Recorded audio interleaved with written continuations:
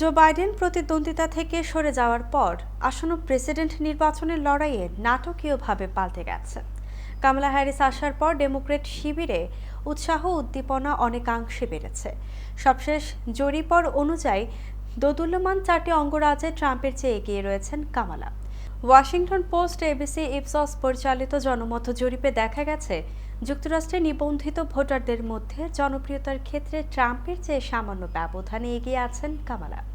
জরিপ অনুযায়ী যে চারটি গুরুত্বপূর্ণ ব্যাটল গ্রাউন্ড অঙ্গরাজ্যে বাইডেনকে সহজেই হারানোর সম্ভাবনা ছিল ট্রাম্পের, সেসব অঙ্গরাজ্যে সমর্থনের দিক থেকে এখন কাছাকাছি অবস্থানে আছেন ট্রাম্প ও কামালা।